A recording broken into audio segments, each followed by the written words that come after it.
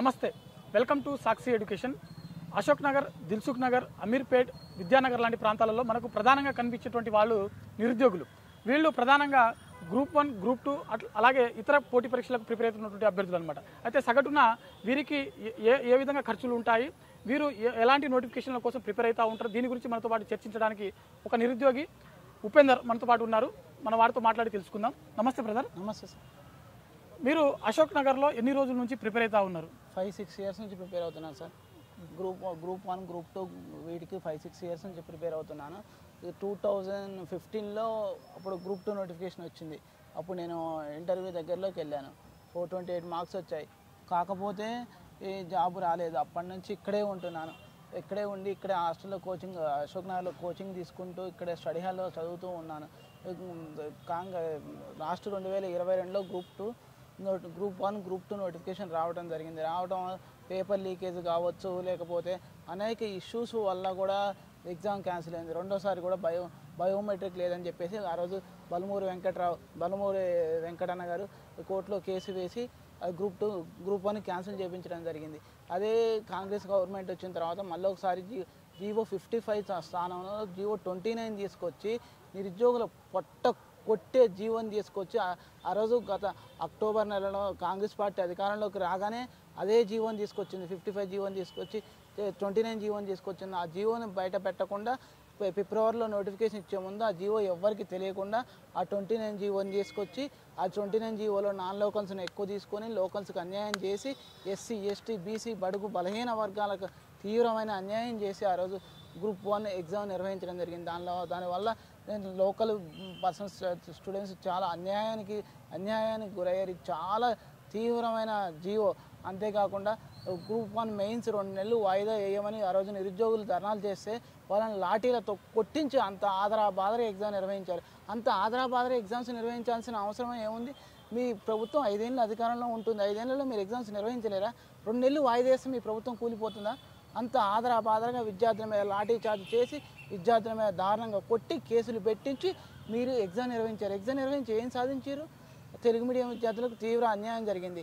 మొత్తం 563 గ్రూప్ 1 పోస్టులకు ఎగ్జామ్ పెడితే తెలుగు మీడియం విద్యార్థులు కేవలం 53 మందే లేదా? 53 మందేనా? ఇది ఎక్కడ న్యాయం? ఇదేనా సామాజిక న్యాయం?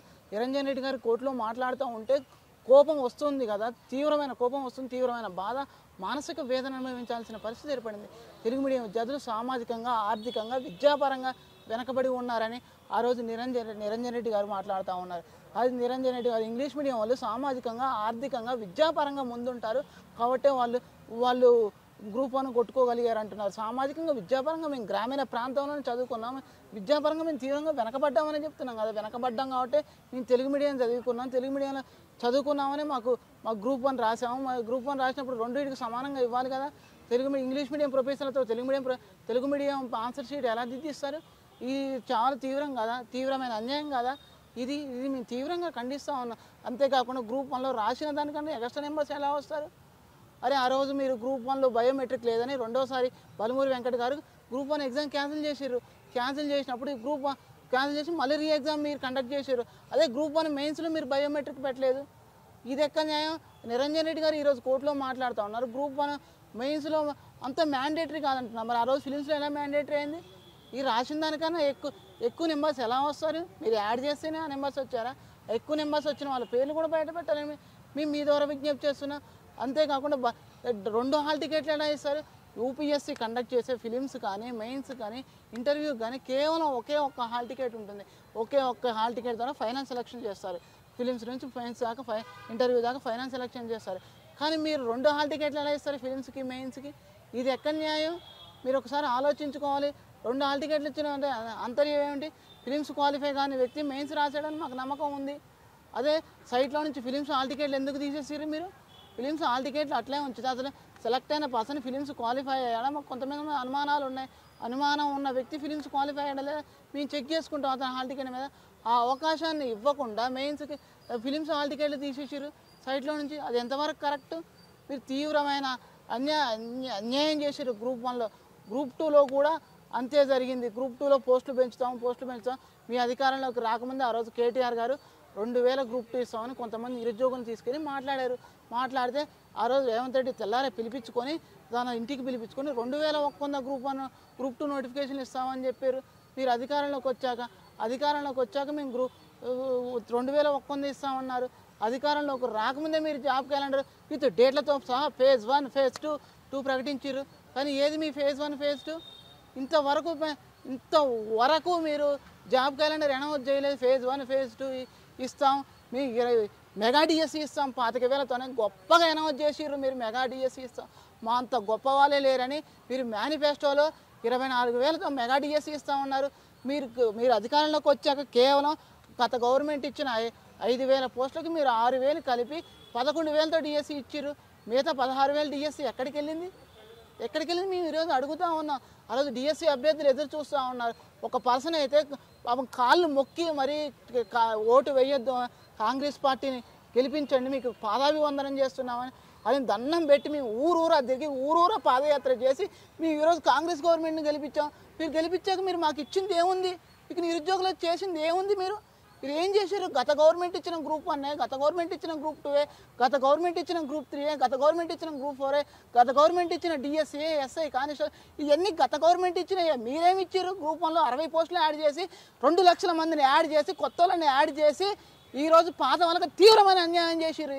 ఇది తీవ్రమైన తప్పు కాదా? మీరు 60 పోస్టులకి యాడ్ చేసి 2023లో డిగ్రీ పాస్ అయిన వ్యక్తికి మీరు గ్రూప్ 1లో ఎలా అవకాశం కల్పిస్తారు?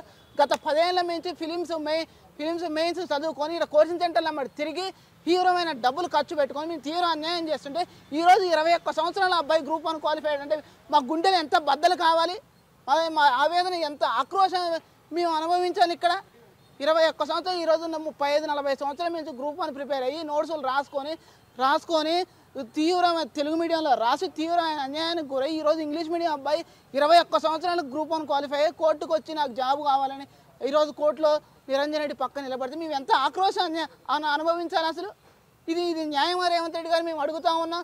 మీరు గ్రూప్ 2లో కూడా పోస్టులు పెంచుతున్నారు. 2100 పోస్టులు మేము గ్రూప్ 2 పెంచుతాం.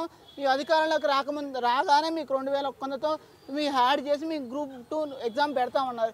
మీరు అధికారంలోకి వచ్చాక ఫేజ్ 1 అన్నారు. అప్పుడు అది ఏప్రిల్లో రావాలి గ్రూప్ 1 నోటిఫికేషన్, గ్రూప్ 2 నోటిఫికేషన్. కానీ అది ఇవ్వకుండా మేము గ్రూప్ 2 పోస్టులు పెంచుతామని కాలయాపన చేసి ఏదో జియో ఇచ్చి గ్రూప్ 2 పోస్టులు పెంచకుండా మీరు ఇక్కడ స్టూడెంట్స్ అశోక్ నగర్ దగ్గర స్టూడెంట్స్ ధర్నాలు చేస్తే మేము గ్రూప్ 2 పోస్టులు పెంచాం, మీ అమ్మడే ఇమీడియట్గా జాబ్ క్యాలెండర్ ఇస్తామని ఆగస్టులో మీరు అసెంబ్లీలో జాబ్ క్యాలెండర్ ప్రకటించారు. బట్టి గారు మీరేగా, మా కాన్స్టిట్యున్సీ బట్టి గారు జాబ్ క్యాలెండర్ అనౌన్స్ చేసింది మీరే కదా. పలానా డేట్లో ఇది వస్తాం, అక్టోబర్లో గ్రూప్ 1 ఎగ్జామ్ వస్తుంది అన్నావు. తర్వాత ఫిబ్రవరిలో ఇది ఫారెస్ట్ ఆఫీసర్ వస్తుంది అన్నావు. ఏప్రిల్లో ఎస్ఐ కానిస్టేబుల్ వస్తుంది అన్నావు. జూన్లో గ్రూప్ 3 వస్తుంది అన్నావు. మేలో గ్రూప్ 2 వస్తుంది అన్నావు. ఏది బట్టి గారు? మీరు ఎస్సీ వర్గీకరణ కోసం సుప్రీంకోర్టు తీర్పు ఇచ్చింది. ఆగస్టులో సుప్రీంకోర్టు ఇచ్చింది ఎస్సీ వర్గీకరణ చేస్తాం అని 3 గ్రూపులుగా విభజించారు. Group A, group B, group C 3 గ్రూపులుగా విభజించారు. సుప్రీంకోర్టు తీర్పుని, న్యాయస్థానం తీర్పుని సమాజంలో ఎవరైనా గౌరవించాల్సిందే, అమలు చేయాల్సిందే. ఎస్సీ వర్గీకరణ మేము దేశంలో అమలు చేసిన మొట్టమొదటి రాష్ట్రం అంటున్నారు. సరే, మీరే అమలు చేశారు, మేము దానికి అభినందిస్తున్నాం. మీరు చేసిన మంచి పని అది. ఎందుకంటే సామాజికంగా కొన్ని వర్గాలు ఎస్సీలో వెనకబడి ఉన్నారు.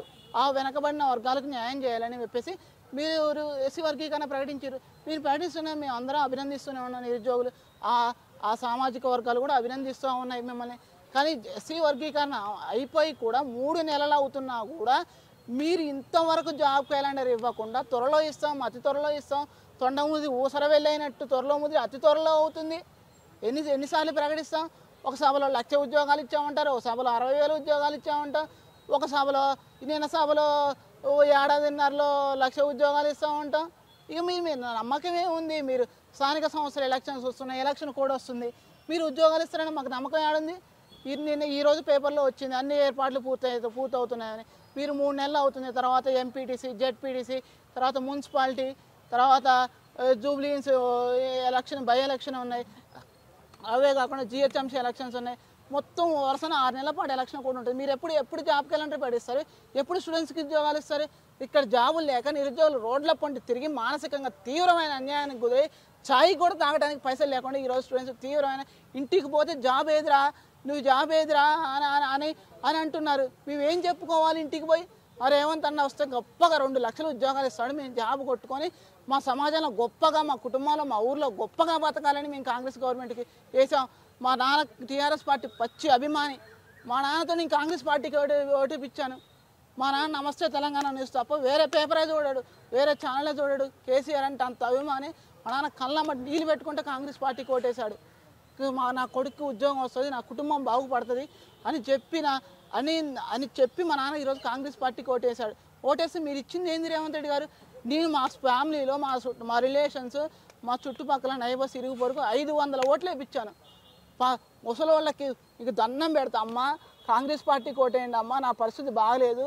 గత గవర్నమెంట్ 10 సంవత్సరాలైన ఉద్యోగాలు ఇవ్వలేదు. మేము అశోక్ నగర్ల పొంటి తిరుగుతున్నాం, తీవ్రమైన మానసిక వేదన అనుభవిస్తున్నాం. పేపర్ లీకేజ్ అయింది. పేపర్ లీకేజ్ అయినా కూడా వాళ్ళు బోర్డుని చేంజ్ చేయకుండా అదే బోర్డుతో గ్రూప్ 1 గ్రూప్ 2 ఎగ్జామ్స్ నిర్వహించారు. మాకు ఆ బోర్డు మీద కూడా నమ్మకం లేదు, మాకు ఉద్యోగాలు వస్తాయని నమ్మకం లేదు. మాకు కాంగ్రెస్ పార్టీ అధికారంలోకి వస్తే ఉద్యోగాలు వస్తాయమ్మా, మీకు దండం పెడతాను, మీకు పాదాలు పట్టుకుంటానని ముసలోళ్ళని పడి ప్రతి ముసలి అవ్వని చెయ్యి కాళ్ళు పట్టుకొని నేను కాంగ్రెస్ పార్టీకి ఓటేసాను. ఇవాళ ఆ ముసలోళ్ళు అంటుంది, ఏదిరా నీ ఉద్యోగం ఏదిరా? కాంగ్రెస్ పార్టీ అధికారంలోకి వచ్చి 18 నెలలు అయింది, నువ్వు కొట్టిన జాబ్ ఏదిరా అని నన్ను అడుగుతా ఉంది. అంతేకాకుండా టీఆర్ఎస్ గవర్నమెంట్ వస్తే నాకు 4000 పింఛన్ వచ్చేదిరా, పింఛను పట్టలే, ఉన్న రైతు బంధువు పోగొడుతుంది, అన్నీ పోగొడుతుంది, నా బతుకాగని చేతివి కదరా, ముసలోడు రోజు బాత్తండి కాంగ్రెస్ పార్టీ కోటేసాం అని ఈరోజు అయ్యా వాళ్ళు నన్ను మొహం పట్టుకొని అడుగుతూ ఉంటే నేను వాళ్ళ సమాధానం చెప్పలేక ఇంటికి పోలేకపోతున్నాను. అంత తీవ్రమైన మానసిక వేదన అనుభవిస్తున్నాను. ఇప్పటికైనా మీరు రేవంత్ రెడ్డి గారిని దయచేసి చేతులు ఎగ్గు పెట్టి మొక్కుతున్నాం. రేవంత్ రెడ్డి గారు రివైజ్డ్ జాబ్ క్యాలెండర్ ఇవ్వండి. మేమైతే మీకు అన్యాయం అయితే మీకైతే వ్యతిరేకంగా వెళ్ళాం. ఏ పార్టీ సపోర్ట్ కాదు, నేను బీఆర్ఎస్ పార్టీ సపోర్ట్ కాదు, బీజేపీ పార్టీ సపోర్ట్ కాదు. నేను యాజ్ ఏ నిరుద్యోగిని, నేను ఏపీపీఎస్సీ రాసిన గ్రూప్ టూ మెయిన్స్ కూడా రాయటం జరిగింది. ఇక్కడే కాదు, ఆంధ్రాలో కూడా నేను ఫిలిమ్స్ క్వాలిఫై అయ్యి మెయిన్స్ రాశాను. కాకపోతే నా బయోడేటా చెక్ చేసుకోండి, చూసుకోండి. నేను మెయిన్స్ కూడా 205 మార్కులు తెచ్చుకోవడం జరిగింది. 207 మార్కులు కట్ ఆఫ్ అయింది ఏపీఎస్సీ గ్రూప్ 2. 2 మార్కుల్లో ఏపీఎస్సీ గ్రూప్ 2 1:2 మిస్ అయింది. కాబట్టి నేను స్వచ్ఛమైన నిరుద్యోగి. నేను ఏ పెయిడ్ ఆర్టిస్ట్ని కాదు, టీఆర్ఎస్ని పంపించిన వ్యక్తిని కాదు, బీజేపీ పార్టీ పంపించిన వ్యక్తి కాదు. నేను స్వచ్ఛమైన నిరుద్యోగిని. నేను ఏపీఎస్సీ ఎగ్జామ్ కూడా క్వాలిఫై అయినా కాబట్టి మీకు ఒక్కటే చెప్పదలుచుకున్నాను, ఇక్కడ నిరుద్యోగులు తీవ్రమైన మానసిక వేదన అనుభవిస్తున్నారు. కాబట్టి తక్షణమే జాబ్ క్యాలెండర్ కాదు, జాబ్ నోటిఫికేషన్స్ రిలీజ్ చేయండి. ఆ జాబ్ నోటిఫికేషన్స్ కూడా ఒక ఎగ్జామ్కి గ్యాప్ ఇచ్చేయడం నోటిఫికేషన్లో మెన్షన్ చేయండి. ఎందుకంటే ఓవర్లాప్ అవుతాయి. అవి ఓవర్లాప్ కావడం వల్ల మళ్ళీ ధర్నాలు, మళ్ళీ రోడ్లు ఎక్కాల్సిన పరిస్థితి వస్తుంది.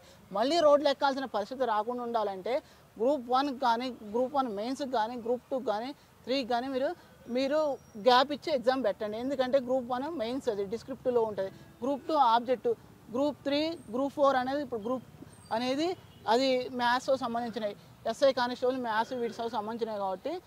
కాబట్టి ఒక ఎగ్జామ్కి గ్యాప్ ఇచ్చి ఎగ్జామ్ పెట్టి నిరుద్యోగులను ఆదుకోవాల్సిందిగా మేము ప్రభుత్వాన్ని విజ్ఞప్తి చేస్తున్నాం.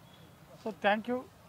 ఇది ఇయాల్టి ఇంటర్వ్యూ. మరో ఇంటర్వ్యూతో మళ్ళీ కలుద్దాం. Thank you. Sakshi education.